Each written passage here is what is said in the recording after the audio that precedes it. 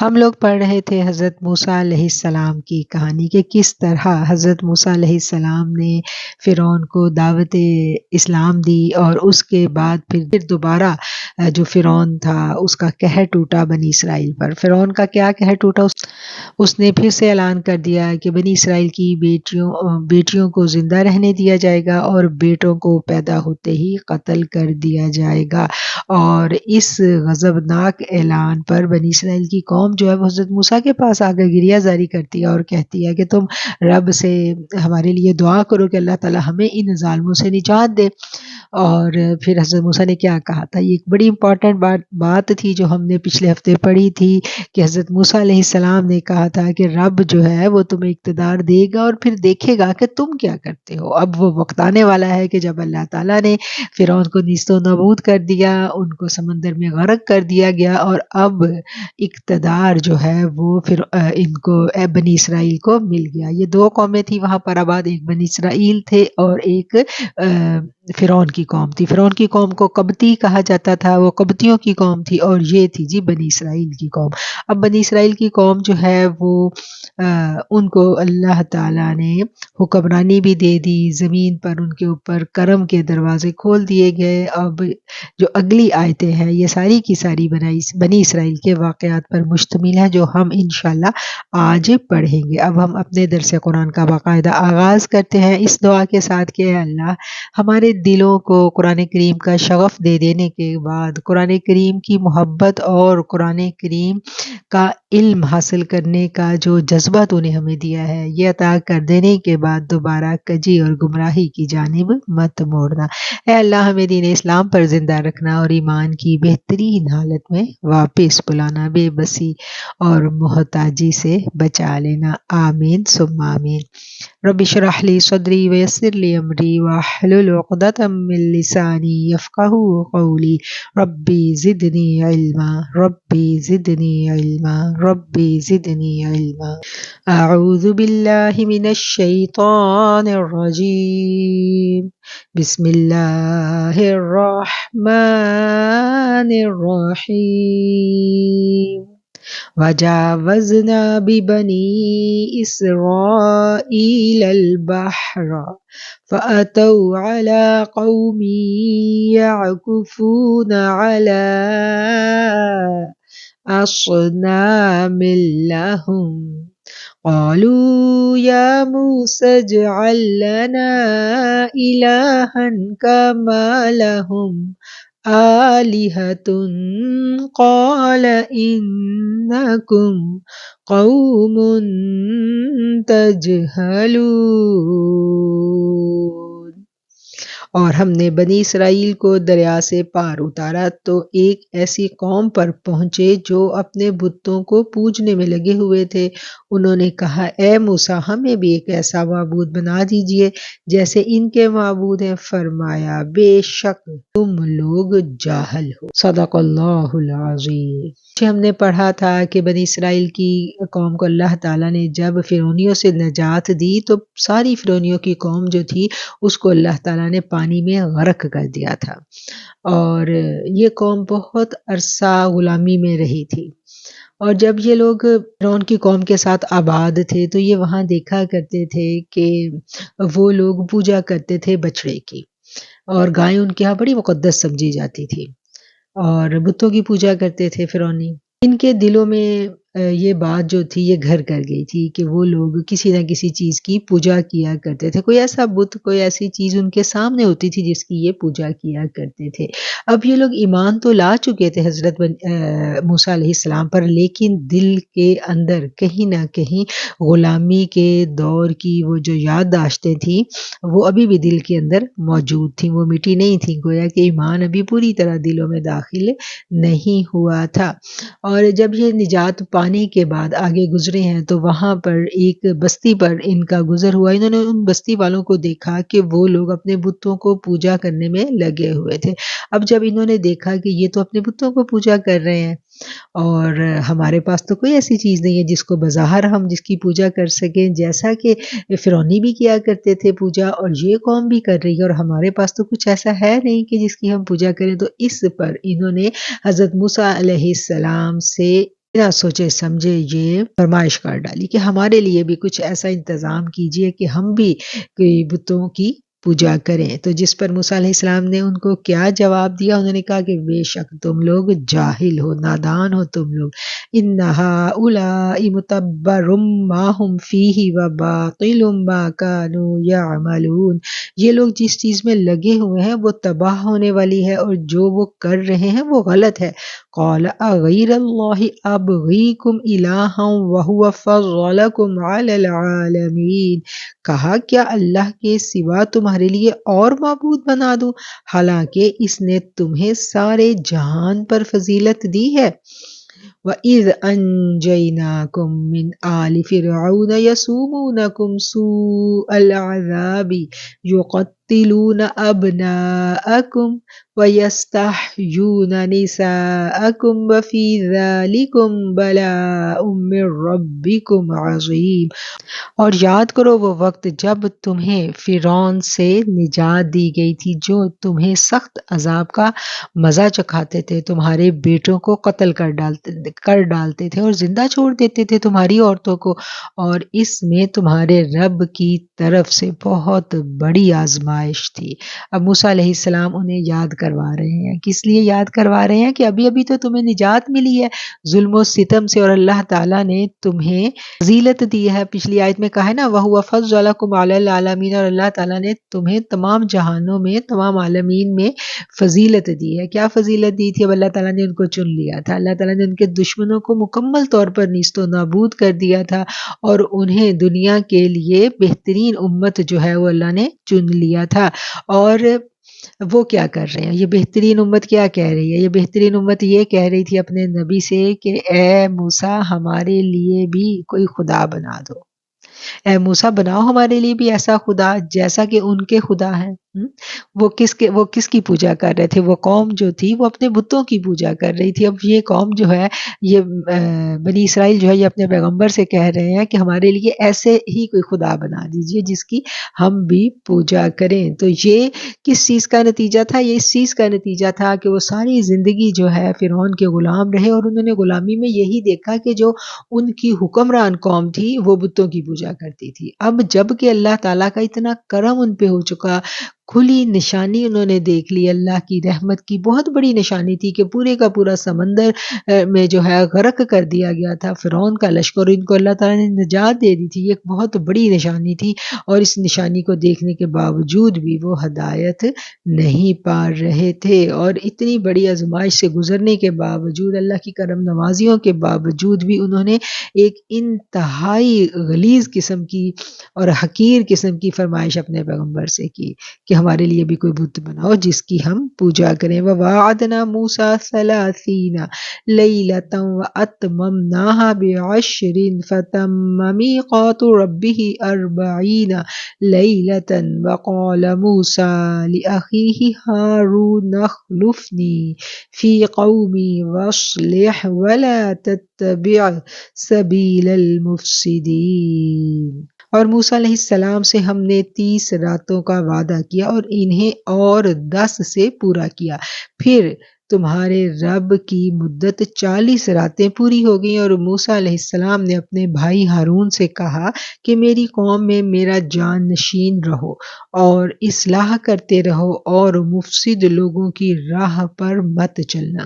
حضرت موسیٰ علیہ السلام فرعونیوں سے نجات پانے کے بعد اپنی قوم کو لے کر وادی سینا میں آ کر آباد ہو گئے تھے، جہاں انہیں ہر طرح کی آزادی حاصل تھی۔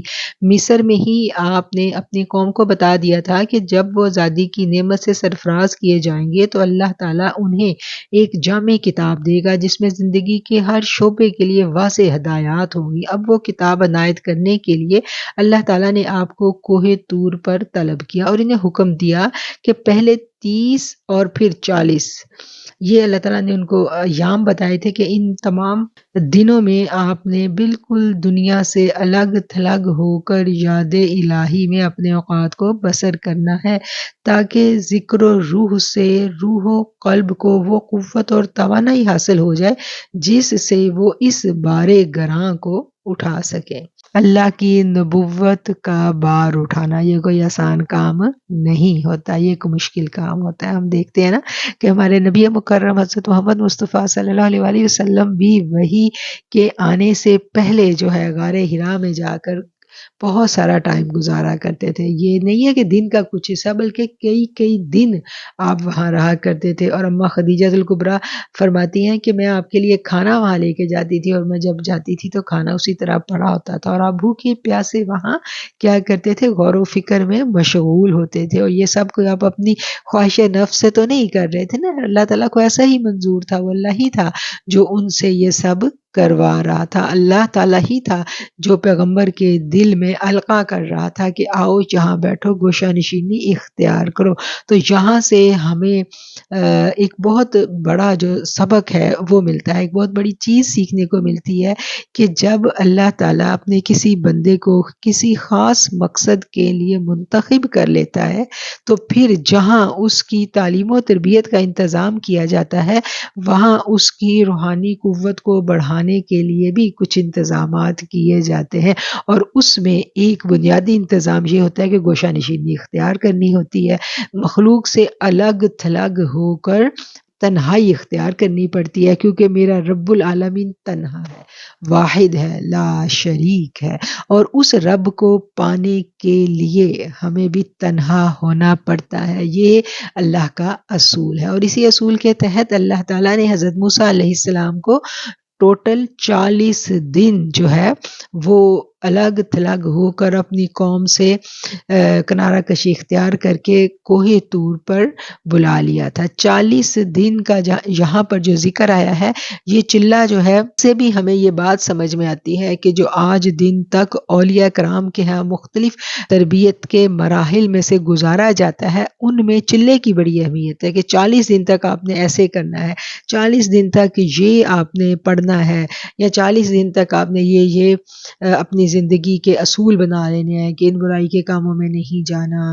پرہیز کرنا ہے۔ یہ ہمیں آج بھی ملتا ہے نا صوفیہ کرام کے ہاں کہ 40 دن تک جلالی جمالی پرہیز کروائے جاتے ہیں، اور 40 دن تک گوشہ نشینی کروائی جاتی ہے، اور 40 دن تک تخلیے میں بٹھا کے پڑھائیاں کروائی جاتی ہیں۔ تو یہ کیا ہوتا ہے کہ 40 ایام تک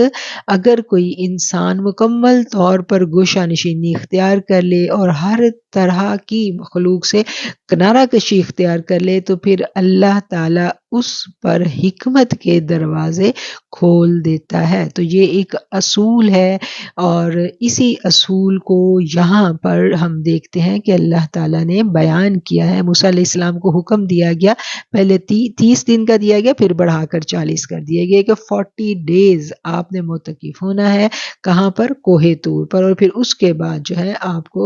وہ حکمت کی چیزیں عطا کی جائیں گی۔ اور حضرت موسیٰ علیہ السلام نے جانے سے پہلے اپنے بھائی کو ہارون علیہ السلام کو اپنی قوم کے اوپر نگران مقرر کیا اور کہا کہ آپ میرے پیچھے سے میرے جان نشین ہیں، اور آپ میرے پیچھے سے اپنی قوم کی اصلاح کے لیے کوششیں کرتے رہیے گا، اور مفسدین کا رستہ مت اختیار کیجیے گا، یعنی جو مفسد لوگ ہیں ان کی پیروی نہیں کرنی، ان کو چھوڑ کر اپنا جان نشین بنا کر آپ چلے جاتے ہیں جی کوہ طور پر۔ وَلَمَّا جَاءَ مُوسَىٰ لِمِيقَاتِنَا وَكَلَّمَهُ رَبُّهُ قَالَ رَبِّ أَرِنِي أَنظُرْ إِلَيْكَ قَالَ لَن تَرَانِي وَلَكِنِ انظُرْ إِلَى الْجَبَلِ فَإِنِ اسْتَقَرَّ مَكَانَهُ فَسَوْفَ تَرَانِي فَلَمَّا تَجَلَّىٰ رَبُّهُ لِلْجَبَلِ جَعَلَهُ دَكًّا وَخَرَّ مُوسَىٰ صَعِقًا فَلَمَّا أَفَاقَ قَالَ سُبْحَانَكَ تُبْتُ إِلَيْكَ وَأَنَا أَوَّلُ الْمُؤْمِنِينَ۔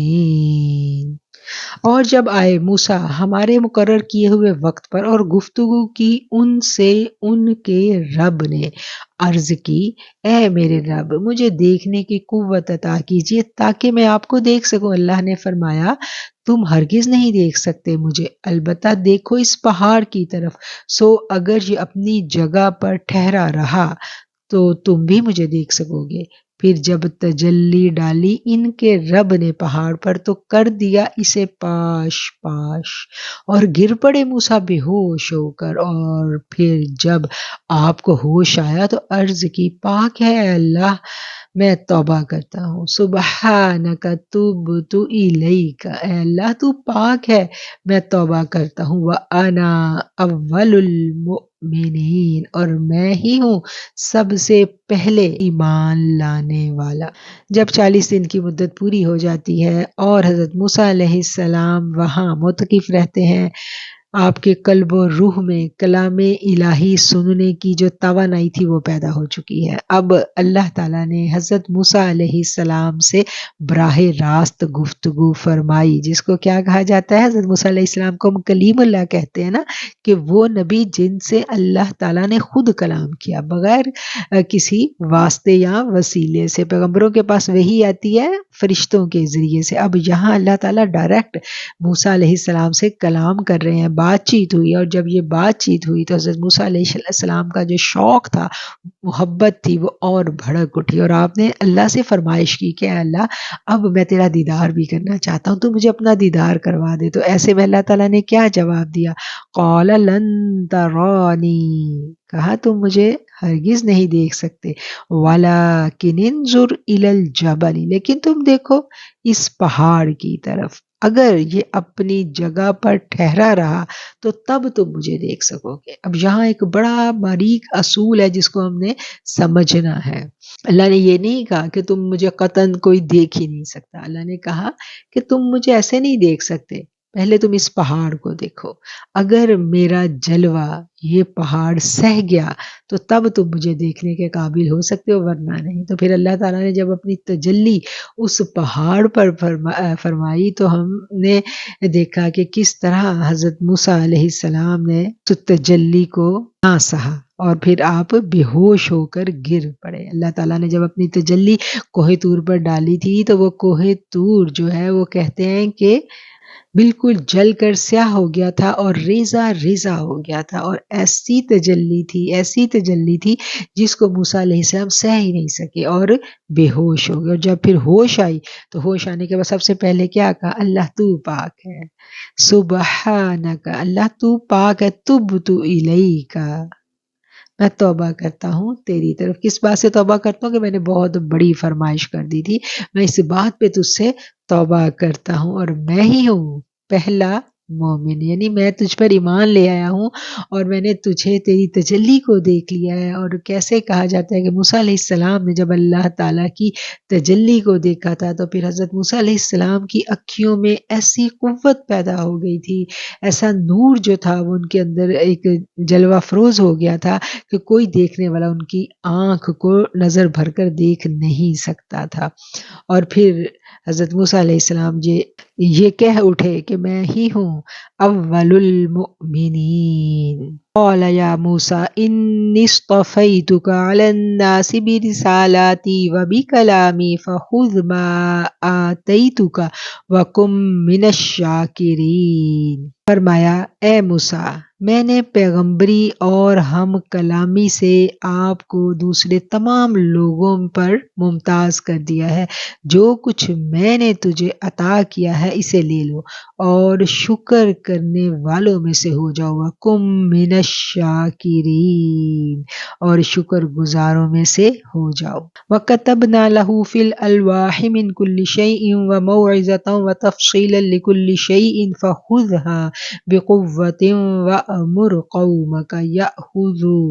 بِأَحْسَنِهَا سَأُرِيكُمْ دَارَ الْفَاسِقِينَ۔ اور ہم نے اسے تختیوں پر ہر قسم کی نصیحت اور ہر چیز کی تفصیل لکھ کر دے دی، سو انہیں مضبوطی سے پکڑ لو اور اپنی قوم کو حکم کرو کہ اس کی بہتر باتوں پر عمل کریں، اور ان قریب میں تمہیں نافرمانوں کا ٹھکانہ دکھاؤں گا۔ اب جس مقصد کے لیے اللہ تعالیٰ نے حضرت موسیٰ علیہ السلام کو کوہ طور پر بلایا تھا، اس مقصد کی تکمیل ہو گئی۔ اللہ تعالیٰ نے آپ کو تختیاں عطا کی جس میں نصیحتیں اور احکام شریعہ لکھے ہوئے تھے۔ یہی تورات تھی جو پتھر کی سلوں پر لکھی لکھائی بیک وقت آپ کو عطا کر دی گئی تھی۔ اور عطا کرنے کے بعد اللہ تعالیٰ آگے کیا فرما رہا ہے کہ اپنی قوم کو جا کر ان باتوں کا حکم دو، اور ان قریب میں تمہیں نافرمانوں کا ٹھکانہ دکھاؤں گا، تمہیں نافرمانوں کا گھر دکھاؤں گا۔ کیا ہے کہ جو اللہ تعالیٰ کی نافرمانی کرنے والے ہیں ان کے بارے میں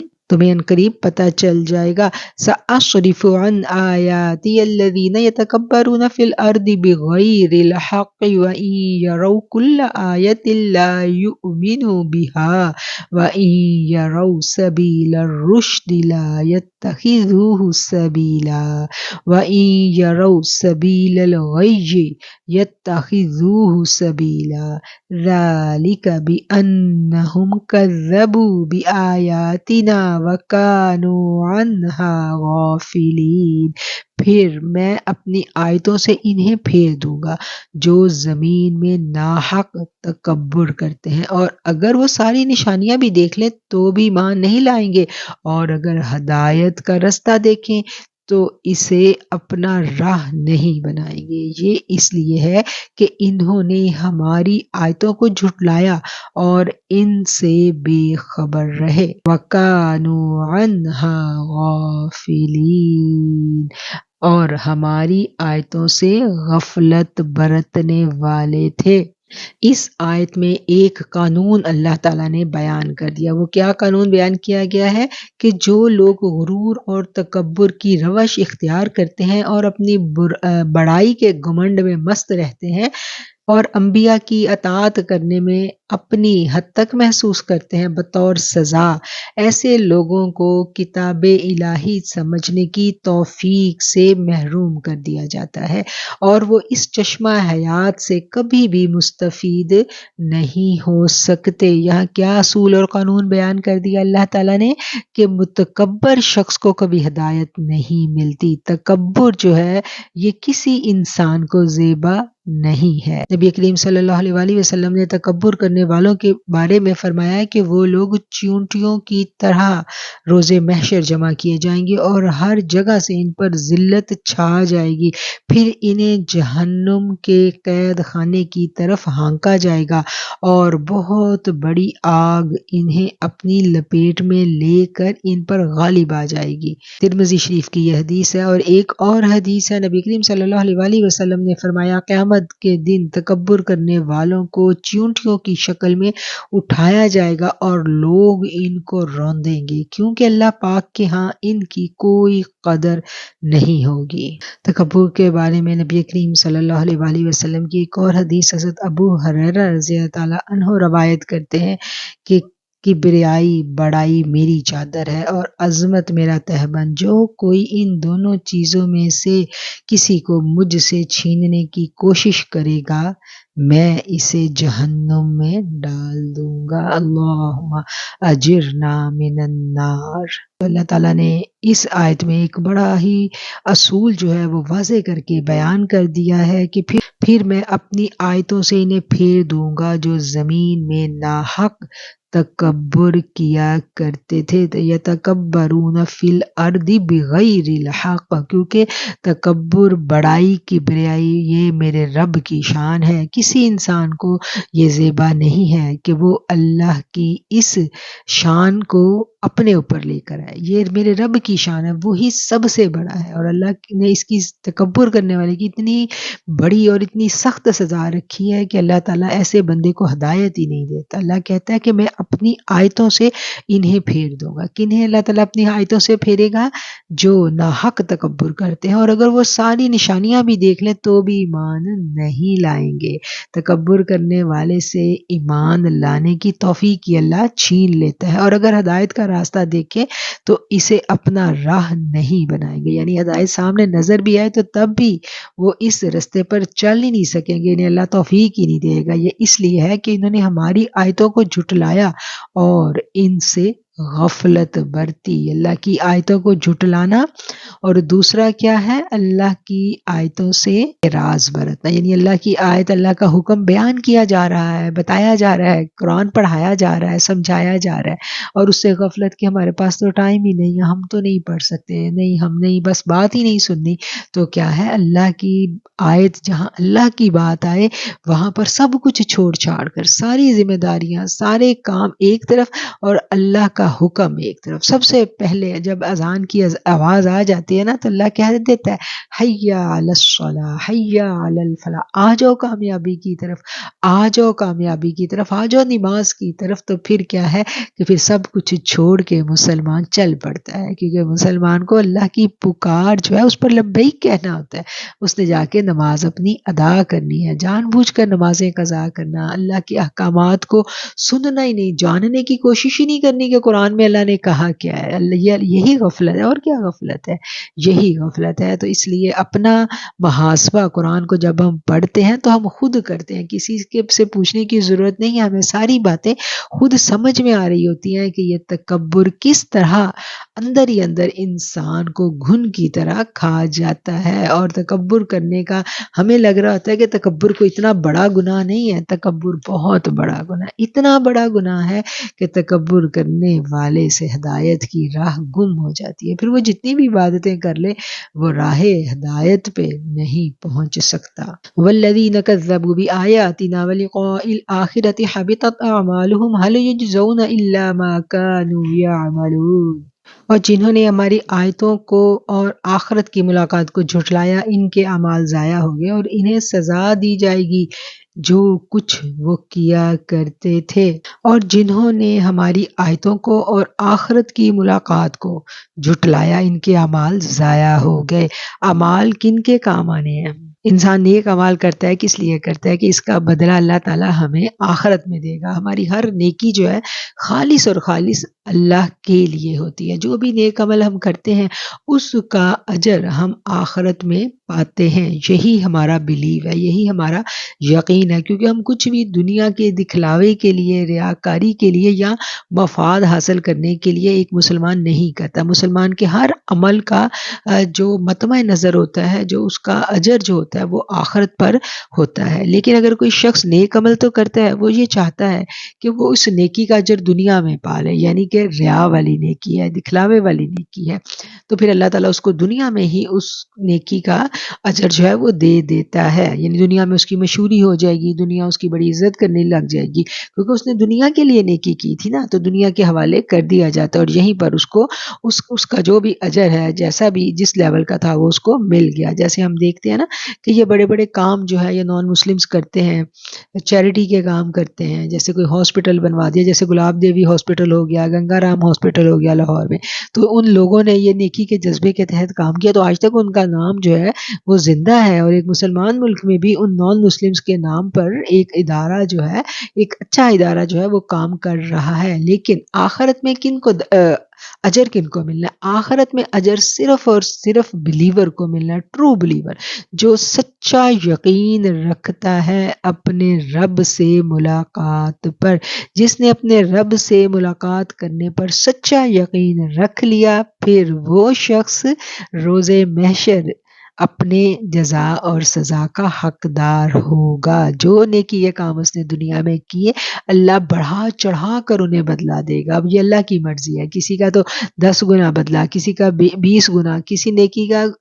اجر جو ہے ہم پڑھتے ہیں کہ لاکھوں گنا، ہزاروں گنا بھی اللہ چاہے تو بڑھا کے دے دیتا ہے۔ اور جب اللہ مہربان ہوتا ہے تو پھر کیا کرتا ہے کہ گناہوں جتنے گناہ کیے اس کے بدلے اس کو اتنی نیکیاں بھی مل جاتی ہیں۔ یہ سب میرے رب کی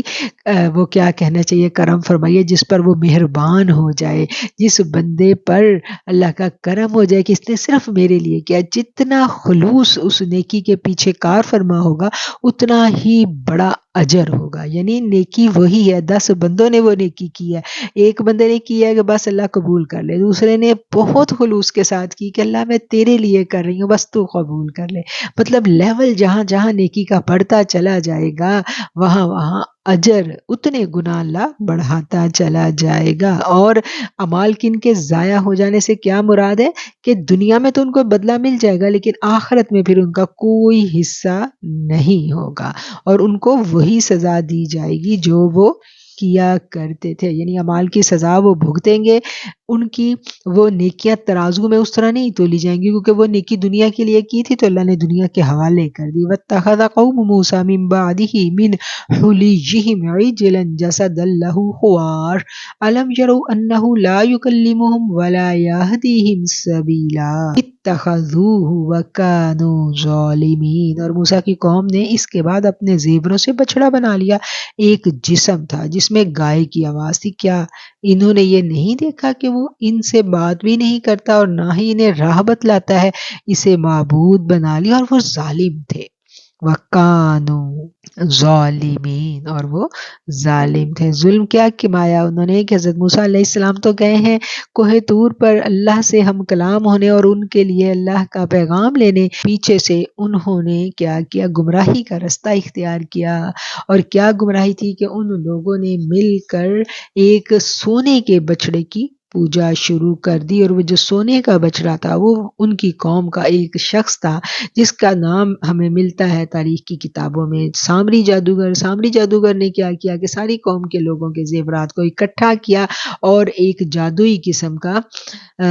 بچڑا بنا دیا۔ وہ ایسا بچڑا تھا کہ جس میں سے ہوا گزرتی تھی تو کچھ عجیب و غریب قسم کی آوازیں پیدا ہوتی تھی، اور وہ آوازیں نکالتا تھا، اور ان کے دلوں میں تو پہلے یہ محبت بسی ہوئی تھی کہ کسی طرح ہمیں کوئی بت مل جائے جس کی ہم پوجا کریں، جیسے کہ فرعونی قوم کرتی تھی۔ اب انہوں نے دیکھ بھی لیا تھا کہ فرعونی قوم جو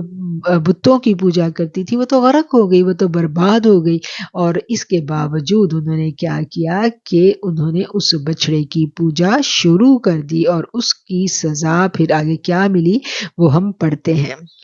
وَلَمَّا سُقِطَ فِي أَيْدِيهِمْ وَرَأَوْا أَنَّهُمْ قَدْ ضَلُّوا قَالُوا لَئِن لَّمْ يَرْحَمْنَا رَبُّنَا وَيَغْفِرْ لَنَا لَنَكُونَنَّ مِنَ الْخَاسِرِينَ، اور جب وہ نادم ہوئے اور معلوم کیا کہ بے شک وہ گمراہ ہو گئے تھے تو کہنے لگے اگر ہمارے رب نے ہم پر رحم نہ کیا اور ہمیں نہ بخشا تو بے شک ہم نقصان پانے والوں میں ہو جائیں گے۔ وَلَمَّا رَجَعَ مُوسَىٰ إِلَىٰ قَوْمِهِ غَضْبَانَ أَسِفًا قَالَ بِئْسَ مَا خَلَفْتُمُونِي مِن بَعْدِي أَعَجِلْتُمْ أَمْرَ رَبِّكُمْ وَأَلْقَى الْأَلْوَاحَ وَأَخَذَ بِرَأْسِ أَخِيهِ يَجُرُّهُ إِلَيْهِ قَالَ ابْنَ أُمَّ إِنَّ الْقَوْمَ اسْتَضْعَفُونِي وَكَادُوا يَقْتُلُونَنِي فَلَا تُشْمِتْ بِيَ الْأَعْدَاءَ وَلَا تَجْعَلْنِي مَعَ الْقَوْمِ الظَّالِمِينَ۔ اور جب موسیٰ علیہ السلام اپنی قوم کی طرف غصے اور رنج میں بھرے ہوئے واپس آئے تو فرمایا تم نے میرے بعد یہ بڑی نامعقول حرکت کی، کیا تم نے اپنے رب کے حکم سے پہلے ہی جلد بازی کر لی اور تختیاں پھینک دی اور اپنے بھائی کا سر پکڑا اور اسے اپنی طرف کھینچنے لگے؟ اس نے کہا اے میری ماں کے بیٹے، لوگوں نے مجھے کمزور سمجھا اور قریب تھا کہ مجھے مار ڈالیں، سو مجھ پر دشمنوں کو مت ہنساؤ اور مجھے گناہگار لوگوں میں نہ ملاؤ۔ اور جب موسیٰ علیہ السلام اپنی قوم کی طرف واپس آتے ہیں اور دیکھتے ہیں کہ ان کی قوم جو ہے وہ اس قبیح گناہ میں، شرک جیسے گناہ میں مبتلا ہو گئی ہے، اور کس طرح حضرت موسیٰ علیہ السلام کی حضرت ہارون علیہ السلام کی موجودگی میں وہ یہ کام کر رہی ہے، تو ایک تو انہیں اپنی قوم پر غصہ آیا اور دوسرا انہیں اپنے بھائی پر غصہ آیا۔ تو ایسے میں کیا کیا کہ وہ جو تختیاں لے کے خوشی خوشی آئے تھے وہ تختیاں انہوں نے ایک طرف رکھی اور اپنے بھائی کو سر کے بالوں سے پکڑ کر گھسیٹا، اور آگے سے بھائی نے کیا کہا کہ ایسا مت کیجیے، اگر آپ ایسا کریں گے تو یہ دشمن جو ہیں یہ خوش ہوں گے، فلا تشمت بی الاعداء ولا تجعلنی مع القوم الظالمین، اور مجھے اس طرح نہ آپ ٹریٹ کریں کہ دشمن جو ہے وہ میری حالت پر ہنسیں اور مجھے گناہگار لوگوں میں مت ملائیے۔ تو یہاں پر ہمیں ایک اصول اور بھی سمجھ میں آ رہا ہے، وہ یہ ہے کسی شخص پر کوئی برا وقت آتا ہے، کوئی بربادی کا وقت آتا ہے تو اس کا دشمن کیا کرتا ہے، وہ اس وقت خوشیاں مناتا ہے، لیکن ایک مومن جو ہے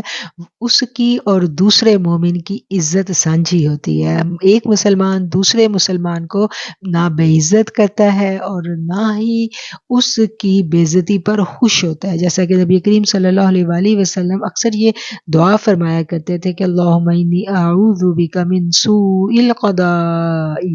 ودرک الشقاء وشماتۃ الاعداء، کہ اللہ میں تیری پناہ مانگتا ہوں بری تقدیر سے، بدبختی سے اور ایسی بات سے جس سے دشمن خوش ہوں۔ کہ اللہ تعالیٰ کی یہ جو پناہ ہے یہ ہمیں بھی مانگتے رہنا چاہیے، یہ دعا ہمیں بھی یاد ہونی چاہیے، اور ہم بھی وقتاً فوقتاً یہ دعا مانگتے رہیں کہ اللہ ہمیں ایسی پکڑ میں یا ایسی گرفت میں کبھی بھی نہ لانا، ہمارے عیبوں کو ڈھکی رکھنا، ایسا نہ ہو کہ ہمارے دشمن جو ہیں وہ ہماری بربادی پر خوش ہوں، ہمیں بدبختیوں سے اللہ اپنی پناہ میں لے لینا۔ تو یہ بات جو تھی یہ اس پیغمبر نے، جو پیغمبر بھی تھے اور آپ کے سگے بھائی بھی تھے، انہوں نے اپنے بھائی سے کہی، اور پھر آپ نے اپنے بھائی کے بالوں کو چھوڑ دیا اور اپنی قوم پر غصہ کیا۔ قال رب اغفر لي ولأخي وادخلنا في رحمتك وانت ارحم الراحمین، کہا اے میرے رب مجھے اور میرے بھائی کو معاف فرما دے اور ہمیں اپنی رحمت میں داخل کر لے، اور تو سب سے زیادہ رحم کرنے والا ہے۔ اور جب بھائی نے اپنے بھائی کو کہا کہ ایسا نہ کرو کہ دشمن ہم پر ہنسے، تو انہوں نے فوراً ان کو چھوڑ دیا اور پھر ان کے لیے دعا کی، ان الذین اتخذوا العجل سینالهم غضب من ربهم وذلۃ فی حیات الدنیا وکذالک نجزی المفترین، بے شک جنہوں نے بچڑے کو معبود بنایا ان کو ان کے رب کی طرف سے غضب اور دنیا کی زندگی میں ذلت پہنچے گی، اور ہم بہتان باندھنے والوں کو یہی سزا دیتے ہیں۔ والذین عملوا السیئات ثم تابوا من بعدها وآمنوا ان ربک من بعدها لغفور رحیم، اور جنہوں نے برے کام کیے پھر اس کے بعد توبہ کی اور ایمان لے آئے، تو بے شک تیرا رب توبہ کے بعد بخشنے والا مہربان ہے۔ وَلَمَّا سَكَتَ عَن مُوسَى الْغَضَبُ أَخَذَ الْأَلْوَاحَ وَفِي نُسْخَتِهَا هُدًى وَرَحْمَةٌ لِّلَّذِينَ هُمْ لِرَبِّهِمْ يَرْهَبُونَ، اور جب موسیٰ علیہ السلام کا غصہ ٹھنڈا ہوا تو انہوں نے تختیوں کو اٹھایا اور جو کچھ ان میں لکھا ہوا تھا ان میں ان کے واسطے ہدایت اور رحمت تھی جو وہ اپنے رب سے ڈرتے تھے۔ ہم لربہم یرہبون، کن کے لیے ہدایت اور رحمت تھی؟ جو اپنے رب سے ڈرنے والے تھے۔ واختار موسیٰ قومہ 70 رجلا لمیقاتنا فلما اخذتهم الرجفة قال رب لو شئت اهلكتهم من قبل وإياي اتهلكنا بما فعل السفهاء منا ان هي الا فتنتك تضل بها من تشاء وتهدي من تشاء وأنت ولينا فاغفر لنا وارحمنا وأنت خیر الغافرین، اور چن لیے موسیٰ علیہ السلام نے اپنی قوم میں سے 70 مرد ہمارے وعدہ ملاقات کے لیے۔ پھر جب پکڑ لیا انہیں زلزلے نے تو موسیٰ علیہ السلام نے کہا اے میرے رب اگر تو چاہتا تو ہلاک کر دیتا انہیں اس سے پہلے اور مجھے بھی، کیا تو ہلاک کرتا ہے ہمیں اس وجہ سے کہ جو غلطی کی ہم میں سے چند احمق لوگوں نے؟ نہیں ہے یہ تیری مگر آزمائش، تو گمراہ کرتا ہے اس سے جس کو چاہتا ہے اور تو ہدایت دیتا ہے اس سے جس کو تو چاہتا ہے۔ تو ہی ہمارا کار فرما ہے، بخش دے ہمیں اور رحم فرما ہم پر، اور تو سب سے بہتر رحم فرمانے والا ہے۔ وانت خیر الغافرین، اور تو سب سے بہتر بخشش فرمانے والا ہے۔ غافرین بخشش۔ بنی اسرائیل نے ایک بہت بڑا گناہ کیا اس بچڑے کی پوجا کر کے، اب وہ تائب ہوئے اور انہوں نے موسیٰ علیہ السلام کی خدمت میں حاضر ہو کر عرض کی کہ اے پیغمبر ہمارے لیے اللہ سے بخشش مانگیے اور ہمیں معافی دلوا دیجیے۔ اب اللہ تعالیٰ کیا کہتے ہیں؟ اللہ تعالیٰ کہتے ہیں کہ اپنی قوم میں سے 70 لوگوں کو منتخب کرو اور ان کو لے کر کوہ طور پر آ جاؤ، اور آ کر وہ لوگ اپنی پوری قوم کی طرف سے معافی مانگے۔ اور جب حضرت موسیٰ علیہ السلام ان لوگوں کو لے کر کوہ طور پر جاتے ہیں تو وہاں پر ایک بدلی جو ہے وہ نمودار ہوتی ہے، اور اس بدلی نے سارے پہاڑ کو اپنے گھیرے میں لے لیا اور یہ سب لوگ وہاں سجدے میں گر گئے۔ موسیٰ علیہ السلام نے اپنے مولا کریم سے گفتگو کی جو انہوں نے سنی جب بادل چھٹ گئے، سلسلہ کلام بھی منقطع ہو گیا، تو کہنے لگے اے موسیٰ ہم نے گفتگو تو سن لی ہے لیکن جب تک ہم اپنی آنکھوں سے اس گفتگو کرنے والوں کو نہ دیکھ لیں ہم کیسے یقین کر لیں کہ وہ خدا تعالیٰ ہی ہے؟ ممکن ہے کہ وہ کوئی اور ہو۔ اور اس پر پھر اللہ کا غضب آ گیا اور زلزلہ ایسا شدید آیا، بجلی کڑکنے لگی اور اس وحشت ناک منظر کی تاب نہ لا کر وہ سارے کے سارے بے ہوش ہو کر گر پڑے۔ اور جب وہ بے ہوش ہو کر گر پڑے تو موسیٰ علیہ السلام جو ہے ان کو فکر پڑی کہ اگر یہ سب لوگ مر گئے تو میری قوم تو مجھے مجرم گردانے کی کہ آپ ان کو لے کے گئے تھے۔ تو تب پھر موسیٰ علیہ السلام جو ہے وہ اللہ کے آگے گڑ گڑانے لگے اور انہوں نے پھر اللہ تعالیٰ سے ان کے لیے دعا کی، اور پھر ان کی دعا کے صدقے اللہ تعالیٰ نے ان کو دوبارہ زندہ کر دیا۔ اور انہوں نے کیا کہا؟ انہوں نے کہا تُذِلُّ بِهَا مَن تَشَاءُ وَتَهْدِي مَن تَشَاءُ، تو ہی ہے جسے چاہتا ہے ہدایت دے دیتا ہے اور تو ہی ہے جسے چاہتا ہے گمراہ کر دیتا ہے۔ انت ولینا، تو ہی ہے ہمارا ولی، ہمارا دوست۔ فاغفر لنا، پس ہم سب کو بخش دے۔ وہ اپنے ان نافرمان جو قوم کے لوگ تھے ان کے لیے بھی بخشش مانگ رہے ہیں اور کتنی عاجزی کے ساتھ مانگ رہے ہیں کہ اللہ تو ان کو بھی بخش دے۔ فاغفر لنا، تو ہم سب کو بخش دے۔ ورحمنا، اور تو ہم پر رحم فرما۔ وَأَنْتَ خَيْرُ الْغَافِرِينَ، تو سب سے بہترین مغفرت کرنے والا ہے، تو سب سے بہترین بخشنے والا ہے، تو بخش دے ہمیں۔ وَاكْتُبْ لَنَا فِي هَذِهِ الدُّنْيَا حَسَنَةً وَفِي الْآخِرَةِ إِنَّا هُدْنَا إِلَيْكَ قَالَ عَذَابِي أُصِيبُ بِهِ مَنْ أَشَاءُ وَرَحْمَتِي وَسِعَتْ كُلَّ شَيْءٍ فَسَأَكْتُبُهَا لِلَّذِينَ يَتَّقُونَ وَيُؤْتُونَ الزَّكَاةَ وَالَّذِينَ هُمْ بِآيَاتِنَا يُؤْمِنُونَ۔ وَاكْتُبْنَا فِي هَذِهِ الدُّنْيَا، اور لکھ دیجئے ہمارے لیے اس دنیا میں بھلائی، خیر و برکت، اور آخرت میں بھی بے شک ہم نے رجوع کیا ہے تیری طرف۔ اللہ نے فرمایا میرا عذاب پہنچاتا ہوں اسے جسے چاہتا ہوں، اور میری رحمت کشادہ ہے ہر چیز پر، سو میں لکھوں گا اس کو ان لوگوں کے لیے جو تقوی اختیار کرتے ہیں اور ادا کرتے ہیں زکوٰۃ، اور وہ جو ہماری نشانیوں پر ایمان لاتے ہیں۔ جب موسیٰ علیہ السلام نے اپنی قوم کے ان 70 لوگوں کے لیے جو وہاں پر گرے پڑے تھے ان کے لیے جب حضرت موسیٰ علیہ السلام نے دعا کی اور اللہ تعالیٰ سے بخشش مانگی تو اللہ تعالیٰ نے کیا کہا؟ ان 2 آیتوں کو جب ہم دیکھیں تو ہمیں یہ بات سمجھ میں آتی ہے کہ انسان کے لیے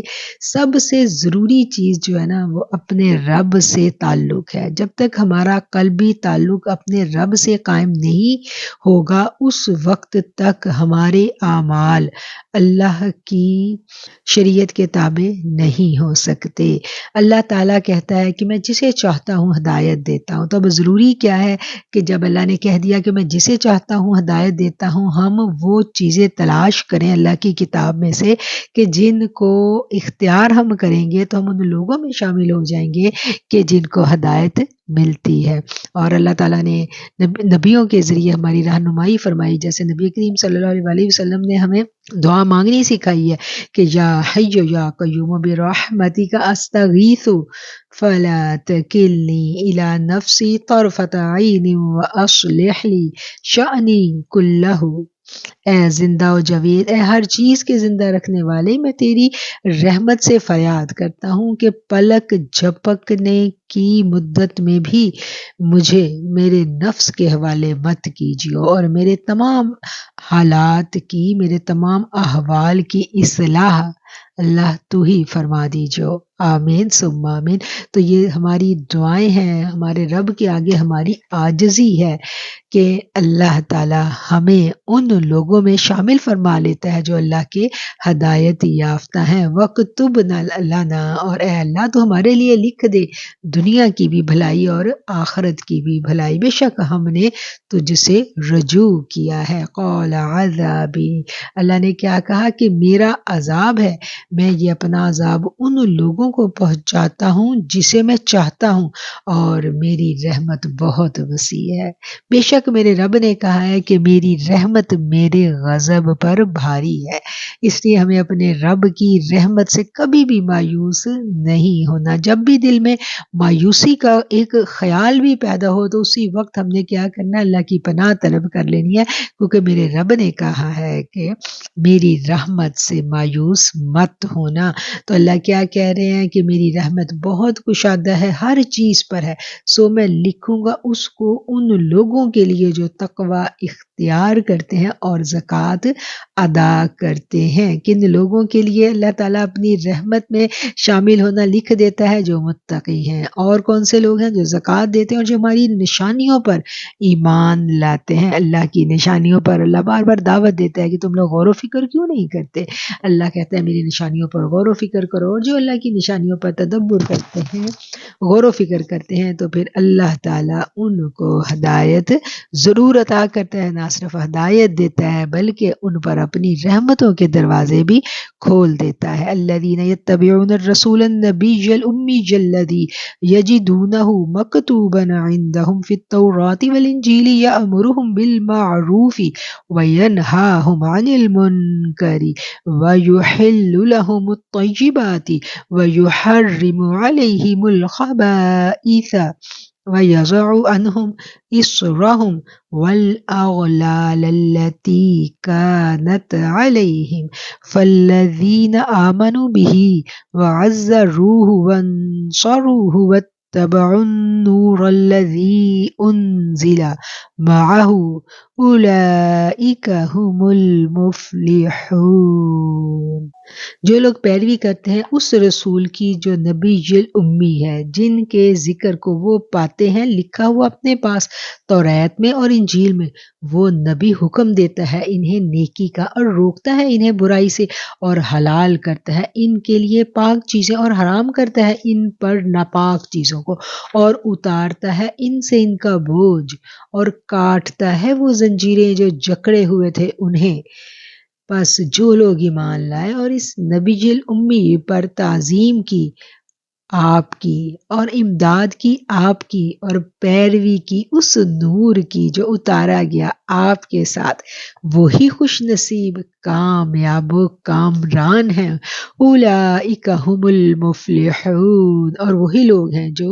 فلاح پانے والے ہیں۔ یہ خوبصورت آیت ہے، یہ وہ آیت ہے جس میں ہمیں پتہ چلتا ہے کہ ہمارے پیارے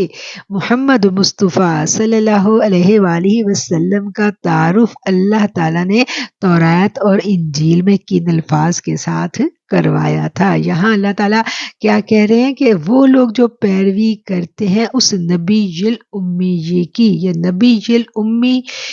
جو ہیں، ہم ان الفاظ کو پہلے بہت اچھا سا سمجھ لیتے ہیں، کیونکہ بعض اوقات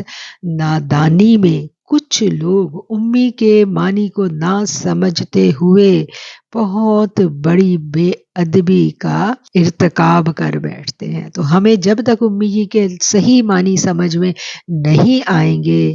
اس وقت تک ہمیں آقا علیہ الصلاۃ والسلام کا صحیح مقام و مرتبہ بھی سمجھ میں نہیں آ سکتا، کیونکہ امی لفظ جو ہے یہ کثیر المعنی لفظ ہے، اور اس کے معنی ہم اسی وقت سمجھ سکیں گے جب ہم علماء کرام سے رجوع کریں گے، جب ہم مفسرین کرام کی تحریروں کو پڑھیں گے تو ہمیں پتہ چلے گا کہ امی جی کا اصل معنی کیا ہے۔ نبی کریم صلی اللہ علیہ وآلہ وسلم کو نبی الامی جی کہنے کی متعدد توجیحات علماء کرام نے بیان کی ہیں۔ سب سے پہلی وجہ جو ہے وہ بیان کی گئی ہے یہاں پر، سب سے پہلی وجہ جو بیان کی گئی ہے امی کی، وہ یہ ہے کہ ماں کی طرف منسوب کرتے ہوئے امی کہا گیا۔ جیسا کہ ایک نوزائیدہ بچہ لکھنا پڑھنا نہیں جانتا، اسی طرح آقا علیہ الصلوۃ والسلام نے بھی باقاعدہ کسی استاد سے تعلیم حاصل نہیں کی تھی۔ یہ آپ کی شان تھی کہ اس دنیا میں آپ کا کوئی استاد نہیں تھا، آپ نے جو بھی سیکھا اپنے رب العالمین سے سیکھا، آپ کو جو بھی پڑھایا اللہ تعالیٰ نے خود پڑھایا، خود سکھایا، اللہ نے اس کا انتظام کیا، آسمانوں سے فرشتوں کو بھیجا۔ حضرت جبرائیل علیہ السلام جو ہیں وہ جب تشریف لے کر آتے ہیں پہلی پہلی وحی کے لیے، اور انہوں نے پھر آپ کو پڑھایا بھی، اور جو اللہ کا پیغام تھا وہ سمجھایا بھی اور سکھلایا بھی۔ یعنی اس دنیا میں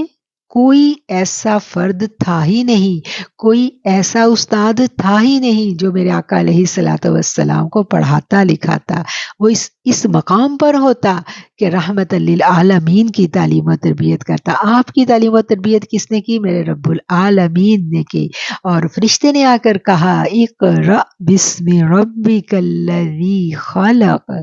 وہ فرشتہ آ کے کہہ رہا ہے کہ پڑھیے اپنے رب کے نام سے جس نے پیدا کیا ہے۔ تو کیا ہے کہ آقا علیہ الصلوۃ والسلام کو پیدا میرے رب نے کیا، اور پھر آپ کی تعلیم و تربیت کا انتظام بھی میرے رب نے خود آسمانوں سے کیا۔ فرشتے آئے اور انہوں نے آپ کے قلب اطہر میں وہ تمام علوم جو ہے نا وہ انجیکٹ کر دیے، وہ سکھلا دیے، بھر دیا آپ کا سینہ جو تھا وہ علوم سے، معرفت سے اور نورانیت سے، اور پھر ایسا بھرا، ایسا سکھلایا کہ آپ رحمت للعالمین، سارے جہانوں میں سب سے بلند مرتبہ فہم و فراست کے مالک ہو گئے۔ نہ صرف آپ مالک ہوئے بلکہ آپ آگے سکھلانے والے بن گئے۔ آقا علیہ الصلوۃ والسلام کے دامن میں جو پناہ حاصل کر لیتا ہے تو پھر اس کو ایسا نور بصیرت عطا کر دیا جاتا ہے کہ میرے آقا علیہ الصلوۃ والسلام خود فرماتے ہیں کہ مومن کی بصیرت سے ڈرو کیونکہ وہ اللہ کے نور سے دیکھتا ہے۔ تو ہمیں یہاں پتہ چلا کہ امی کا کیا مطلب ہے کہ ایسا فرد جس نے اس دنیا کے کسی مدرسے میں یا کسی استاد سے علم حاصل نہیں کیا بلکہ اس نے جو بھی سیکھا ڈائریکٹ اپنے رب العالمین سے سیکھا۔ اس لیے اس امی کا مطلب نعوذ باللہ استغفر اللہ کہیں نہ دانی ہم ایسا نہ کر بیٹھے کہ جو عام مطلب جو ہے نا وہ معاشرے میں سمجھا جاتا ہے۔ اور دوسرا مطلب جو بیان کیا ہے، بعض علماء کرام نے کہا ہے کہ امی کی نسبت ام القریٰ کی طرف ہے، کہ یعنی کہ مکہ کی بستی کو ام القریٰ کہا جاتا تھا، تو آپ کا تعلق مکہ مکرمہ سے تھا تو اس لیے آپ کو نبی الامی جی کہا جاتا ہے۔ بعض علماء کی رائے میں امی امت کی نسبت سے منسوب ہے، یعنی حضور صلی اللہ علیہ وآلہ وسلم ایک صاحب امت نبی ہیں، اور ایسی امت جو قیامت تک قائم رہے گی، جیسے مکہ سے مکی اور مدینہ سے مدنی۔ اس طرح ہم نے لفظ نبی الامی جی کے معنی جو ہیں وہ سمجھ لیے کہ نبی الامی جی سے کیا مراد ہے، کہ ایک مراد تو یہ ہے کہ وہ نبی جس کا تعلق مکہ مکرمہ سے ہے، اور دوسرا جو سب سے اہم اس کے بارے میں بتایا گیا وہ یہ ہے کہ ایسا نبی جس نے اس دنیا کے کسی بھی مدرسے سے علم حاصل نہیں کیا، اس کا کوئی استاد نہیں ہے، اس کا استاد جو ہے وہ اس کا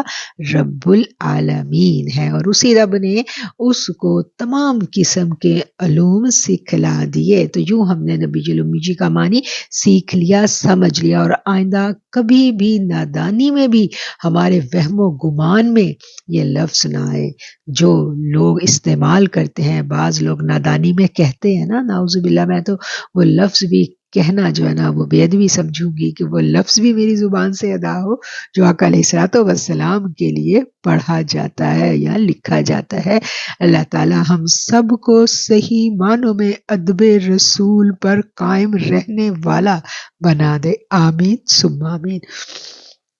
اب ہم نے یہ سیکھ لیا کہ اللہ تعالیٰ نے نبی کریم صلی اللہ علیہ وآلہ وسلم کی آمد کے متعلق پرانی کتابوں توریت اور انجیل میں بھی ذکر کیا تھا کہ ایک ایسے نبی آئیں گے جو امی ہے، اور وہ اپنے پاس توریت اور انجیل کی تحریروں میں ان کے بارے میں لکھا ہوا پاتے ہیں، یعنی وہ جو اہل کتاب تھے ان کی کتابوں میں نبی کریم صلی اللہ علیہ وآلہ وسلم کے بارے میں وعدیں موجود تھی، اور اس نبی کی شان بھی بیان کی گئی تھی، اور اس نبی نے جو کام کرنے تھے وہ بھی بتا دیے گئے تھے کہ وہ نبی کیسے ہوں گے، وہ نیکی کا حکم دیں گے اور برائی کے کاموں سے روکیں گے،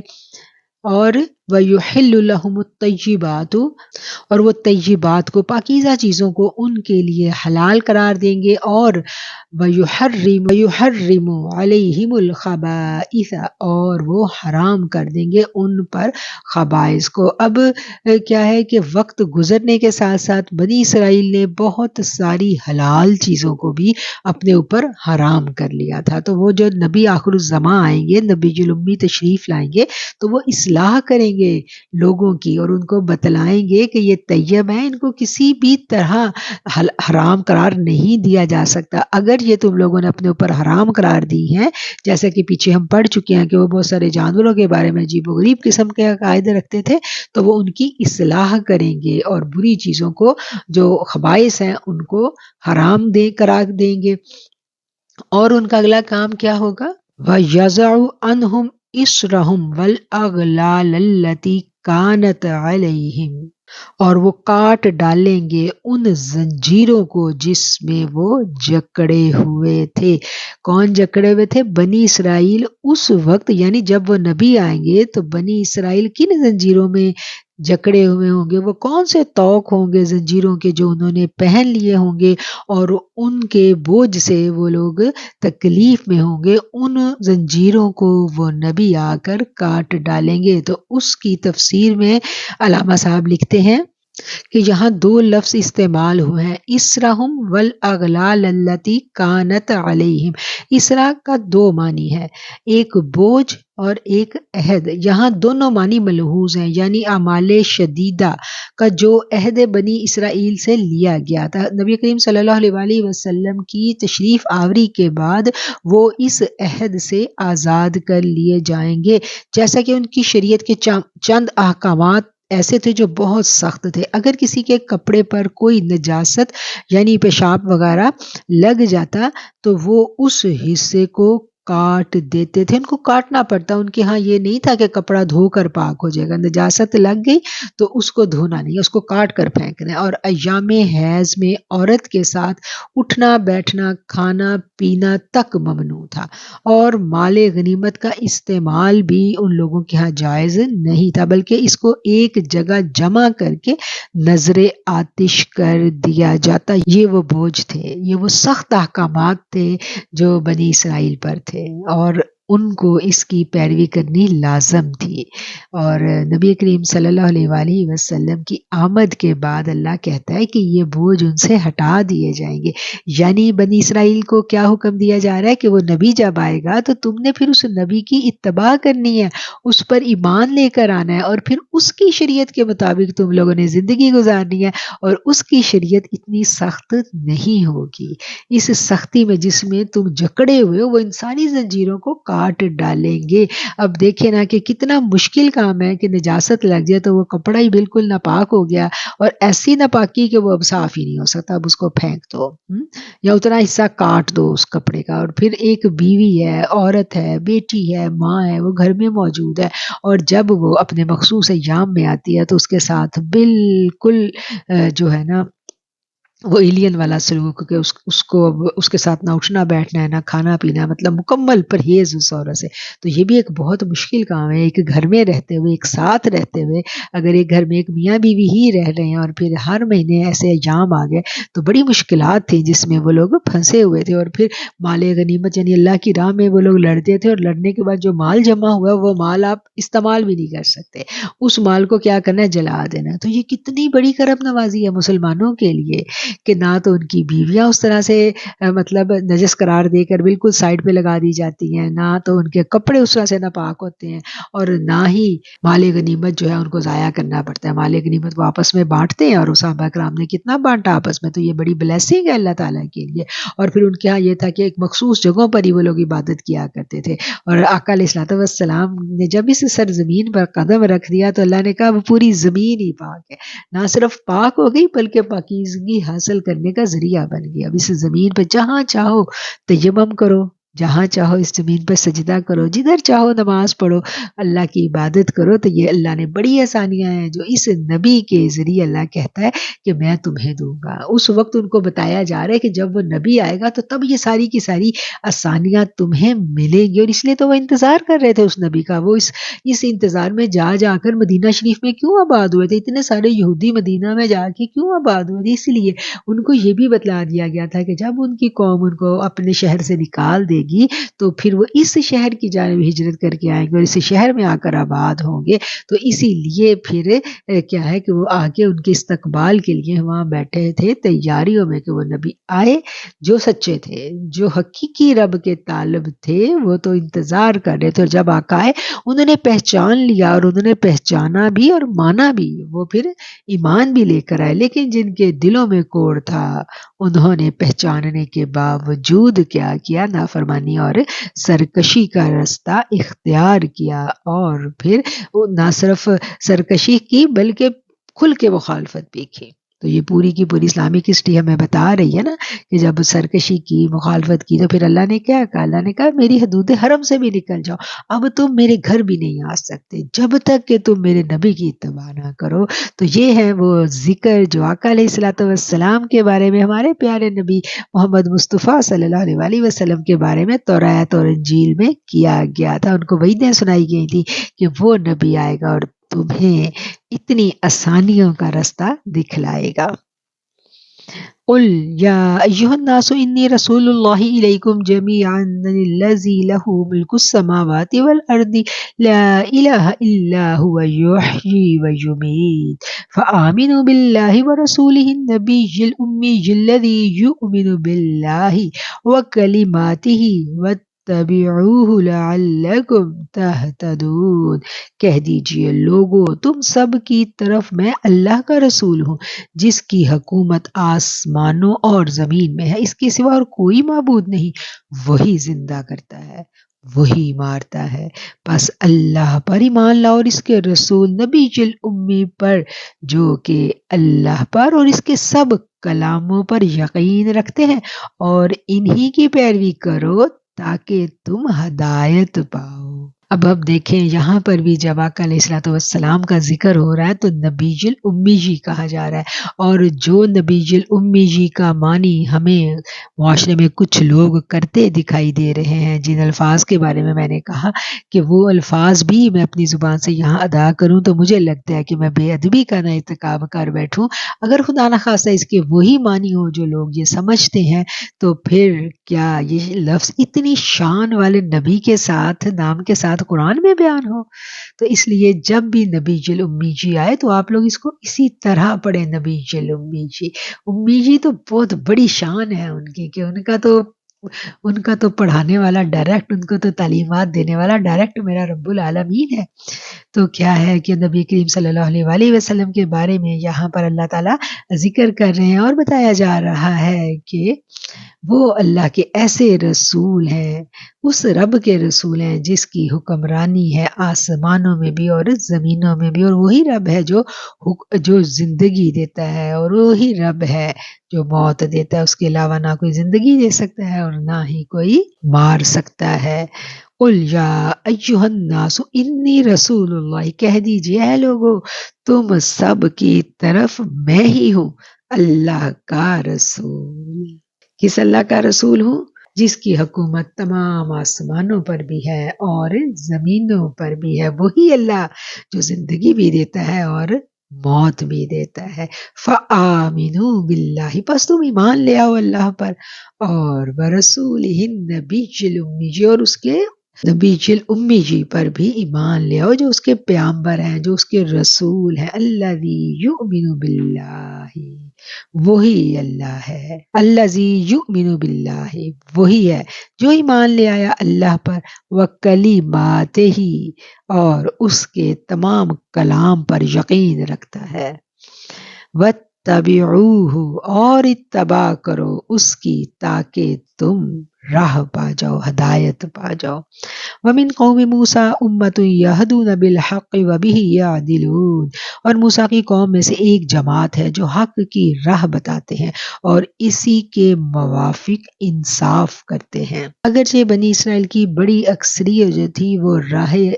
حق سے بھٹک چکی تھی، لیکن ابھی بھی ان میں بہت سارے ایسے لوگ موجود تھے جو راہ حق پر تھے، جو سچے مومن تھے اور شریعت موسویہ کے پورے پابند تھے، تورات کے احکامات کی بجاوری کرتے تھے۔ مفسرین اکرام سے بہت سے اقوال مروی ہیں کہ اس گروہ سے کون سا گروہ مراد ہے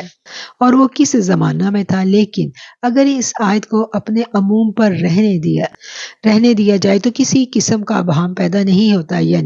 حضرت موسیٰ علیہ السلام کی موجودگی میں بھی ایک جماعت فرما بردار تھی اور دوسری جماعت جو تھی وہ سرکشی اختیار کرتی تھی، کبھی بچڑے کی پوجا کرتی، کبھی اس انداز میں وہ نافرمانی کی راہ اختیار کر کر پیغمبر کو تکلیف دیتی، لیکن ایک جماعت ایسی ہمیشہ رہی ہے حضرت موسیٰ علیہ السلام کے ساتھ جو توحید پر ثابت قدم رہی ہے، اور یہی وہ جماعت تھی جو آپ کے انتقال کے بعد بھی احکام الہی پر صدقے دل سے عمل پیرا رہی اور نبی کریم صلی اللہ علیہ وسلم کی آمد کا انتظار کرتی رہی، اور جو ہی آقا علیہ السلام تشریف لائے انہوں نے آپ کا دیدار کیا، آپ کی سیرت کا بغور مطالعہ کیا اور پھر وہ آپ پر ایمان لے آئے۔ یہاں اسی جماعت کا ذکر کیا جا رہا ہے۔ وَقَطَّعْنَاهُمُ اثْنَتَيْ عَشْرَةَ أَسْبَاطًا أُمَمًا وَأَوْحَيْنَا إِلَىٰ مُوسَىٰ إِذِ اسْتَسْقَاهُ قومه أن اضرب بعصاك الحجر فانبجست منه 12 عينا قد علم كل أناس مشربهم وظللنا عليهم الغمام وأنزلنا عليهم المن والسلوى كلوا من طيبات ما رزقناكم وما ظلمونا ولكن كانوا أنفسهم يظلمون، اور ہم نے انہیں جدا جدا کر دیا اور 12 قبیلوں میں جو الگ الگ قومیں ہیں، اور ہم نے ان پر وحی بھیجی یعنی موسیٰ علیہ السلام پر جب پانی طلب کیا آپ سے آپ کی قوم نے، ہم نے وحی کی کہ اپنا عصا مارو اس پتھر پر، تو پھوٹ نکلے اس میں سے 12 چشمے، اور ہر گروہ نے اپنا اپنا گھاٹ پہچان لیا، اور ہم نے سایہ کر دیا ان پر بادل کا، اور ہم نے اتارا ان پر من و سلوہ، اور فرمایا کھاؤ ان پاکیزہ چیزوں کو جو ہم نے دی ہے تمہیں، اور نہ ظلم کیا انہوں نے ہم پر بلکہ وہ اپنی جانوں پر ظلم کرتے رہے۔ بنی اسرائیل حضرت یعقوب علیہ السلام کے 10 بیٹوں اور حضرت یوسف علیہ السلام کے 2 فرزندوں کی اولاد میں سے تھے۔ موسیٰ علیہ السلام نے جب انہیں ساتھ لے کر وادی سینا میں سفر کیا تو اس وقت تک ان کی تعداد کئی لاکھ تک پہنچ چکی تھی۔ اتنی کثیر تعداد کا نظم و نسق اور ان کی تعلیمی تربیت اور ہر طرح سے ان کی نگرانی کے لیے بحکم الہی آپ نے یہ انتظام فرمایا کہ ان کو 12 گروہوں میں تقسیم کر دیا تھا، اور ہر گروہ کے لیے ایک نگران مقرر کر دیا تاکہ ان کے باہمی جھگڑوں کا تصفیہ کیا جا سکے۔ اور جب یہ بہت بڑا گروہ حضرت موسیٰ علیہ السلام کے ساتھ سفر پر تھا تو رستے میں یہ ایسی جگہ پہنچے جہاں لقد و صحرا تھا، پانی نہیں تھا، نہ کوئی نہر تھی، نہ ہی کوئی چشمہ، نہ ہی کوئی کنواں۔ آپ کی قوم نے شدت پیاس سے بے قابو ہو کر اپنے نبی سے پانی کا مطالبہ کرنا شروع کر دیا۔ آپ نے بارگاہ الہی سے عرض دی، حکم ہوا کہ اپنے عصا کو اس پتھر پر مار دو۔ عصا مارنے کی دیر تھی، اس میں سے 12 چشمے پھوٹ پڑے، اور آپ نے ایک ایک چشمہ جو تھا وہ ایک ایک قبیلے کے جو سردار ہے اس کو الاٹ کر دیا کہ یہ چشمہ تمہارا ہے، اس سے تم اپنے قبیلے کے لیے، یا تمہارا قبیلہ جو ہے وہ اس چشمے سے اپنی پانی کی ضروریات پوری کرے گا۔ اور پھر اللہ تعالیٰ نے ان کے اوپر ایک اور احسان کیا کہ وہاں اس صحرا میں گرمی سے بچنے کے لیے ایک ابر تھا، ایک ایسے بادل کا انتظام کیا گیا جو ان کے ساتھ ساتھ چلتا تھا، جہاں جہاں یہ قوم سفر میں تھی وہ بادل کا سایہ ان کے اوپر رہتا تاکہ یہ دھوپ کی شدت سے گرمی اور تنگی محسوس نہ کریں۔ اور پھر اللہ تعالیٰ نے اس سے بھی بڑھ کر کرم کیا کیا کہ اس لقدوق صحرا میں اللہ نے ان کے لیے خوراک کا بندوبست کر دیا، آسمانوں سے ان کے لیے من و سلوہ اتارا، اور اتنی ساری نعمتیں اللہ کی ان کے اوپر نچھاور ہو رہی ہیں، اور انہوں نے کیا کیا، انہوں نے پھر نافرمانی اور سرکشی کا رستہ اختیار کیا۔ تو میرا رب یہ کہتا ہے کہ انہوں نے ظلم کیا، اور ظلم کسی اور پر ہی نہیں کیا، اپنی جانوں پر ظلم کیا۔ ما ظلمونا ولیکن کانوا انفسہم یظلمون، اور انہوں نے ہمارا کوئی نقصان نہیں کیا بلکہ وہ اپنا ہی نقصان کر بیٹھے، اپنے اوپر ہی ظلم کر بیٹھے۔ وَإِذَا قِيلَ لَهُمُ اسْكُنُوا هَٰذِهِ الْقَرْيَةَ وَكُلُوا مِنْهَا حَيْثُ شِئْتُمْ وَقُولُوا حِطَّةٌ وَادْخُلُوا الْبَابَ سُجَّدًا نَغْفِرْ لَكُمْ خَطِیئَاتِکُمْ سَنَزِیدُ الْمُحْسِنِینَ، اور جب انہیں کہا گیا کہ یہاں اس شہر میں آباد ہو جاؤ اور کھاؤ اس میں جہاں سے چاہو، اور کہو وَقُولُوا حِطَّةٌ، اور کہو اے کریم بخش دے۔ حِطَّةٌ کا کیا مطلب ہے کہ اے کریم ہمیں بخش دے، وَقُولُوا حِطَّةٌ وَادْخُلُوا، اور کہو اے کریم ہمیں بخش دے اور داخل ہو جاؤ دروازے سے جھکتے ہوئے، ہم بخش دیں گے تمہاری خطائیں اور زیادہ دیں گے احسان کرنے والوں کو، سنزید المحسنین، اور ہم بڑھا دیں گے اپنا کرم احسان کرنے والوں پر۔ اب بنی اسرائیل جو سفر میں تھی، اب ایک شہر میں وہ داخل ہو رہے ہیں، اور اللہ تعالیٰ ان کو حکم دے رہے ہیں کہ جب تم اس شہر میں داخل ہو تو عاجزی کے ساتھ داخل ہونا، حِطَّةٌ اللہ سے دعا مانگتے ہوئے، یہ کہتے ہوئے داخل ہونا کہ اللہ ہمیں بخش دے۔ تو اللہ تمہاری خطائیں بخش دے گا، نہ صرف بخش دے گا بلکہ تم پر اور زیادہ اپنے نام و اکرام کی بارش برسائے گا، اور اس میں اور مزید بڑھوتی دے گا۔ تم عاجزی اور انکساری کے ساتھ اس شہر میں داخل ہو جاؤ۔ اور اس پر ان لوگوں نے پھر کیا کیا وہ بھی ہم پڑھتے ہیں، اور کس طرح قدم قدم پر اللہ کی کرم نوازیاں ان پر ہوتی جا رہی ہیں، اور وہ ہر قدم پر کیا کر رہے ہیں،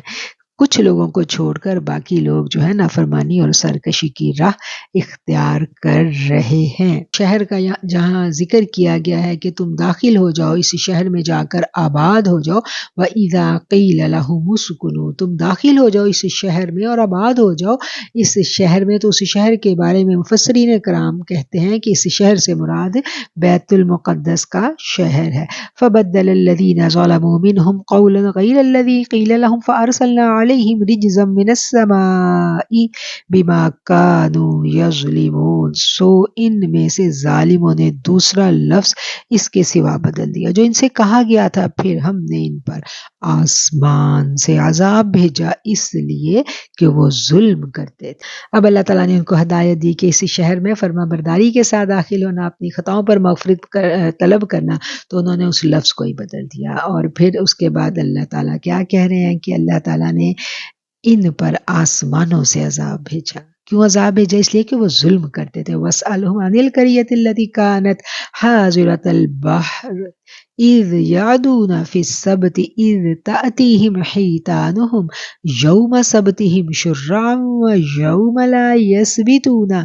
لَا تَأْتِيهِمْ كَذَلِكَ نَبْلُوهُمْ بِمَا كَانُوا يَفْسُقُونَ۔ اور ان سے پوچھئے اس بستی کا حال جو ساحل سمندر پر آباد تھی، جب کہ وہ حد سے بڑھنے لگے تھے ہفتہ کے دن کے بارے میں، جب آیا کرتی تھی ان کے پاس مچھلیاں اس ہفتے کے دن پانی پر تیرتی ہوئی، اور جو دن ہفتے کا نہ ہوتا تو وہ نہ آتی ان کے پاس۔ اس طرح بے دھڑک ہم نے آزمائش میں ڈالا انہیں بس سبب اس کے کہ وہ نافرمانی کیا کرتے تھے۔ صدق اللہ العظیم۔ 163 نمبر آیت۔ یہاں پر الحمدللہ ہمارا نصف پارہ مکمل ہو جاتا ہے، اور اب ہمارا ٹائم بھی کافی زیادہ اوور ہو گیا ہے۔ اس آیت پر ہم اپنے آج کے درس قرآن کا اختتام کرتے ہیں، اور اس آیت کی تفسیر انشاءاللہ ہم اپنے نیکسٹ لیکچر میں دیکھیں گے۔ آج کے درس قرآن کا آغاز ہم نے 137 آیت سے کیا تھا، اور 163 پر آج ہم نے اس کا اختتام کیا ہے۔ اب ہم ان آیات کا بامحاورہ ترجمہ دیکھیں گے۔ اور ہم نے بنی اسرائیل کو دریا سے پار اتارا تو ایک ایسی قوم پر پہنچے جو بتوں کے پوجنے میں لگے ہوئے تھے۔ انہوں نے کہا، اے موسیٰ، ہمیں ہمیں بھی ایک ایسا خدا بنا دیجئے جیسے ان لوگوں کے خدا ہیں۔ فرمایا بے شک تم لوگ جاہل ہو، یہ لوگ جس چیز پر لگے ہوئے ہیں وہ تباہ ہونے والی ہے، اور جو وہ کر رہے ہیں وہ غلط ہے۔ کہا کیا اللہ کے سوا تمہارے لیے اور معبود بنا دوں، حالانکہ اس نے تمہیں سارے جہان والوں پر فضیلت بخشی ہے۔ اور یاد کرو جب ہم نے تمہیں فرعون والوں سے نجات دی تھی جو تمہیں برا عذاب دیتے تھے، تمہارے بیٹوں کو مار ڈالتے تھے اور تمہاری عورتوں کو زندہ رکھتے تھے، اور اس میں تمہارے رب کا بڑا احسان تھا۔ اور موسیٰ سے ہم نے 30 رات کا وعدہ کیا اور انہیں 10 سے بڑھا دیا، پھر تیرے رب کی مدت 40 راتیں پوری ہوگی۔ اور موسیٰ نے اپنے بھائی ہارون سے کہا کہ میری قوم میں میرا جان نشین رہ، اصلاح کرتے رہو اور مفسدوں کی راہ پر مت چلنا۔ اور جب موسیٰ آئے ہمارے مقرر کیے ہوئے وقت پر اور گفتگو کی ان سے، ان کے رب نے اس وقت عرض کی اے میرے رب مجھے دیکھنے کی قوت عطا کر تاکہ میں تجھے دیکھ سکوں۔ اللہ نے فرمایا تم ہرگز مجھے نہیں دیکھ سکتے، البتہ دیکھو اس پہاڑ کی طرف، سو اگر یہ اپنی جگہ پر ٹھہرا رہا تو تم مجھے دیکھ سکو گے۔ پھر جب تجلی ڈالی ان کے رب نے اس پہاڑ پر تو کر دیا اسے پاش پاش، اور موسیٰ گر پڑے بے ہوش ہو کر۔ پھر جب ہوش آیا تو عرض کیا پاک ہے تو اے اللہ، میں توبہ کرتا ہوں تجھ سے اور میں سب سے پہلے ایمان لانے والا ہوں۔ فرمایا اللہ تعالیٰ نے اے موسیٰ میں نے سرفراز کیا تجھے تمام لوگوں پر اپنی پیامبری سے اور اپنے کلام سے، اور لے لو جو میں نے دیا ہے تمہیں اور ہو جاؤ شکر گزار بندوں میں سے۔ اور ہم نے اسے تختیوں پر ہر قسم کی نصیحت اور ہر چیز کی تفصیل لکھ کر دے دی، سو انہیں مضبوطی سے پکڑ لو اور اپنی قوم کو حکم کرو کہ اس کی بہتر باتوں پر عمل کرے۔ ان قریب میں تمہیں نافرمانوں کا ٹھکانہ دکھلاؤں گا، پھر میں اپنی آیتوں سے انہیں پھیر دوں گا۔ جو لوگ اس میں ناحق تکبر کرتے ہیں اور اگر وہ ساری نشانیاں دیکھ بھی لیں تو بھی ایمان نہیں لائیں گے، اگر ہدایت کا رستہ دیکھیں تو اسے اپنا راہ نہیں بنائیں گے، یہ اس لیے کہ انہوں نے ہماری آیتوں کو جھٹلایا ہے اور ان میں سے بے خبر رہے ہیں۔ اور جنہوں نے ہماری آیتوں کو اور آخرت کی ملاقات کو جھٹلایا ان کے اعمال ضائع ہو گئے، انہیں وہی سزا دی جائے گی جو وہ کیا کرتے تھے۔ اور موسیٰ کی قوم نے اس کے بعد اپنے زیوروں سے بچڑا بنا لیا جو ایک جسم تھا جس میں سے گائے کی آواز آتی تھی۔ کیا انہوں نے یہ نہیں دیکھا کہ وہ ان سے بات بھی نہیں کرتا اور نہ ہی انہیں راہ بتاتا ہے؟ اسے معبود بنا لیا اور وہ ظالم لوگ تھے۔ اور جب نادم ہوئے اور معلوم کیا کہ بے شک وہ گمراہ ہو گئے تھے تو کہنے لگے اگر ہمارے رب نے ہم پر رحم نہ کیا اور ہمیں نہ بخشا تو بے شک ہم نقصان اٹھانے والوں میں ہوں گے۔ اور جب موسیٰ اپنی قوم کی طرف غصے اور رنج میں بھرے ہوئے واپس آئے تو اور بولے اے میری قوم بہت بری جان نشینی کی ہے تم نے میرے بعد، تم نے جلد بازی کی اپنے رب کے فرمان سے اور غصے سے تختیاں پھینک دی اور پکڑ لیا اپنے بھائی کا سر اور اسے کھینچا اپنی طرف۔ ہارون نے کہا اے میری ماں جائے، اس قوم نے مجھے کمزور اور بے بس کر دیا تھا اور قریب تھا کہ یہ لوگ مجھے قتل کر دیتے، سو نہ ہنساؤ مجھ پر دشمنوں کو اور نہ شمار کرو مجھے اس ظالم قوم کے ساتھ۔ کہا اے میرے رب مجھے اور میرے بھائی کو معاف فرما دیجیے اور ہمیں اپنی رحمت میں داخل کر لیجیے، اور تو سب سے زیادہ رحم فرمانے والا ہے۔ بے شک جنہوں نے بچڑے کو معبود بنایا انہیں ان کے رب کی طرف سے غضب اور دنیا کی زندگی میں ذلت پہنچے گی، اور ہم بہتان باندھنے والوں کو یہی سزا دیتے ہیں۔ اور جنہوں نے برے کام کیے پھر اس کے بعد توبہ کی اور ایمان لے آئے تو بے شک تیرا رب توبہ کے بعد البتہ بخشنے والا مہربان ہے۔ اور جب موسیٰ علیہ السلام کا غصہ ٹھنڈا ہوا تو انہوں نے تختیوں کو اٹھایا جو ان پر لکھا ہوا تھا، اس میں ان کے لیے ہدایت اور رحمت تھی جو اپنے رب سے ڈرتے ہیں۔ اور چن لیے موسیٰ علیہ السلام نے اپنی قوم سے 70 آدمی ہمارے وعدہ ملاقات کے لیے۔ پھر جب پکڑا انہیں زلزلے کے جھٹکوں نے تو موسیٰ نے کہا اے میرے رب اگر تو چاہتا تو ہلاک کر دیتا انہیں اس سے پہلے اور مجھے بھی، کیا تو ہلاک کرتا ہے ہمیں اس وجہ سے کہ جو غلطی کی چند احمقوں نے ہم میں سے؟ نہیں ہے یہ تیری آزمائش، نہیں ہے مگر یہ تیری آزمائش، تو گمراہ کرتا ہے اس سے جس کو چاہتا ہے اور ہدایت دیتا ہے جس کو تو چاہتا ہے۔ تو ہی ہمارا کار فرما ہے، بخش دے ہمیں اور رحم فرما ہم پر، اور تو ہی بہترین بخشنے والا ہے۔ ہمارے لیے اس دنیا میں اور آخرت میں بھلائی لکھ دے۔ ہم نے تیری طرف رجوع کیا، فرمایا میں اپنا عذاب جسے چاہتا ہوں دیتا ہوں، اور میری رحمت سب چیزوں سے وسیع ہے، پس وہ رحمت ان کے لیے لکھوں گا جو ڈرتے ہیں اور جو زکوٰۃ ادا کرتے ہیں اور جو ہماری آیتوں پر ایمان لاتے ہیں۔ وہ لوگ جو پیروی کرتے ہیں اس رسول کی جو نبی الامی جی ہیں، جن کے ذکر کو وہ پاتے ہیں لکھا ہوا اپنے پاس توریت اور انجیل میں۔ وہ نبی حکم دیتا ہے انہیں نیکی کا اور روکتا ہے انہیں برائی سے، اور حلال کرتا ہے ان کے لیے پاکیزہ چیزیں اور حرام کرتا ہے ان پر ناپاک چیزیں، اور اتارتا ہے ان کے اوپر سے ان کا بوجھ، اور کاٹتا ہے وہ زنجیریں جو جکڑے ہوئے تھی انہیں۔ پس جو لوگ ایمان لائے اس نبی الامی پر، اور تعظیم کی آپ کی، اور امداد کی آپ کی، اور پیروی کی اس نور کی جو آپ پر آپ کے ساتھ اتارا گیا تھا، وہی خوش نصیب کامیاب و کامران ہے۔ کہہ دیجئے اے لوگو، تم سب کی طرف میں اللہ کا رسول ہوں جس کی حکومت آسمانوں اور زمین میں ہے، اس کے سوا اور کوئی معبود نہیں، وہی زندہ کرتا ہے وہی مارتا ہے، بس اللہ پر ایمان لاؤ اور اس کے رسول نبی الامی پر، اور جو کہ اللہ پر اور اس کے سب کلاموں پر یقین رکھتا ہے، اور اس کی پیروی کرو تاکہ تم راہ پاؤ،